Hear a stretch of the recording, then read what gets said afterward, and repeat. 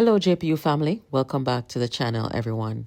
Today, we're diving into one of the most impactful debates to come before the Jamaica Parliament this year, the Criminal Records Rehabilitation of Offenders Amendment Act of 2025.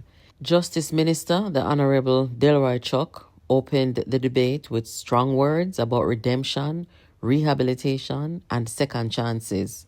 This was the second sitting of Parliament, guys, since the general election on September 3rd, 2025. The Speaker called the agenda item the Criminal Records Amendment Act of 2025. Guys, this bill might sound a bit technical, but its purpose is very simple: to make it easier for Jamaicans who have turned their lives around to wipe their criminal records clean and faster. So under the current law, it can take up to 10 years before someone convicted of a minor, non-violent offense to apply to have their record expunged. The proposed amendment cuts that in half, so from 10 years down to 5 years. This debate will go on until about October 28th, so everybody will have a chance to weigh in. Here's a bit of what Minister Chuck said. Make the point to members that I am absolutely sure that all of you will have been approached or will be approached, especially the new members, about expungement. In other words, there are over 400,000 criminal records of persons who are at the Criminal Records Office, and many of them do seek expungement. So it is important, colleagues, that you get some understanding of the limitation or the jurisdiction of expungement in Jamaica. So the minister basically opened the debate with a message of hope and reform. He told the speaker that he did not rise just to pass a legislation, but to restore dignity to Jamaicans who have long paid their debt to society. He said that too many of our citizens remain imprisoned by their past, unable to get jobs, visas, we've heard those stories many a times, or opportunities, and even after they've changed their lives. Remember now, we're talking about minor offenses and non-violent crimes. The minister emphasized that the government's goal is to make rehabilitation real, not just something written in law books. He outlined 3 key reforms within the bill. One is to reduce rehabilitation period from 10 years to 5 years for non-violent offenses. 2, to expand eligibility to include some offenses under the Dangerous Drug Act and Road Traffic Act. 3, a new digital expungement system through the JUSTIS online portal, where Jamaicans can apply and track their rehabilitation status. Remember, we talked over here yesterday about digital transformation. In the minister's words, justice delayed is justice denied, but rehabilitation denied is hope destroyed. That's a powerful line, and one that resonates with both sides of the House based on the reaction that I saw. Of course, the opposition leader had to weigh in, raising a question, kind of a legitimate question, really, even though the minister had already made it clear who would be eligible. So the Golding said to Chuck if the bill would allow persons convicted of violent or sexual crimes to benefit. The minister responded firmly. He said this amendment applies only to non-violent offenses. Murder, rape, and other serious crimes remain excluded. So that's good for clarity. So the House basically nodded in agreement, and it was a rare moment of bipartisan support for a justice measure that touches real lives.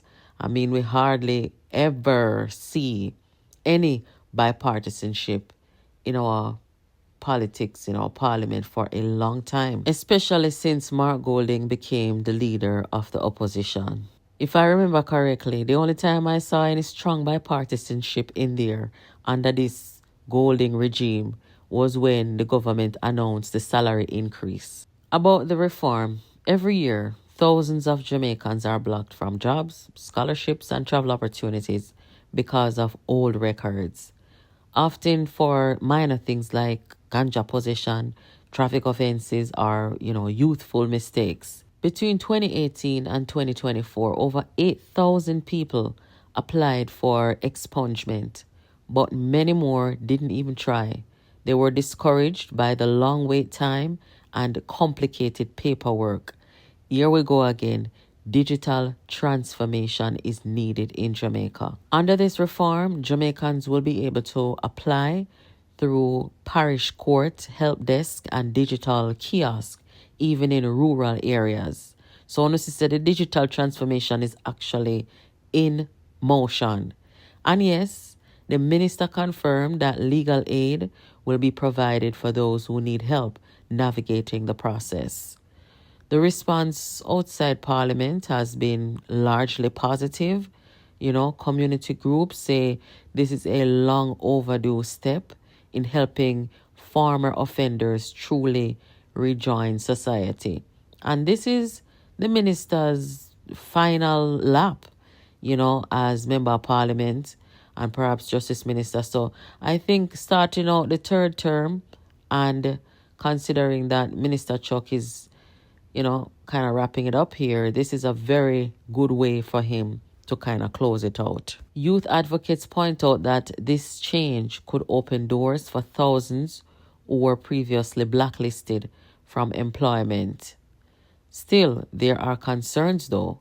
Some critics warn that while rehab is essential, background checks must remain thorough, especially in sensitive industries like childcare, education, and law enforcement.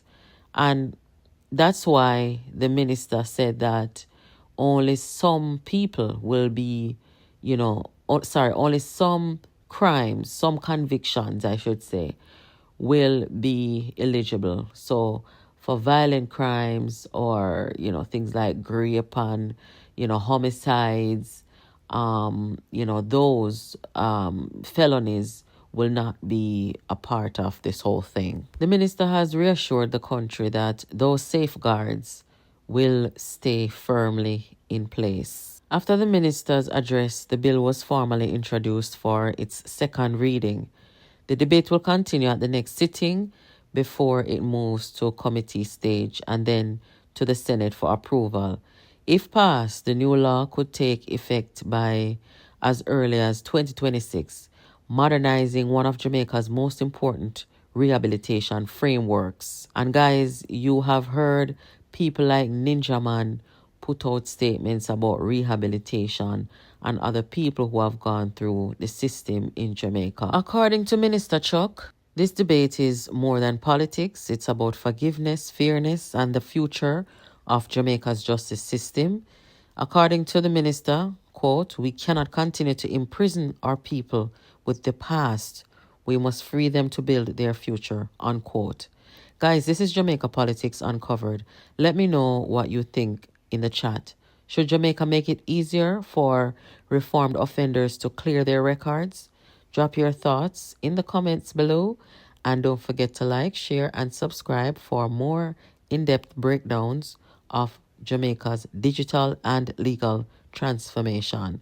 We will be following these issues in Jamaica as time goes by, and also I'll be tuning into upcoming debates on this justice reform. Thank you for watching, guys. Have a great day. Catch you in the next video.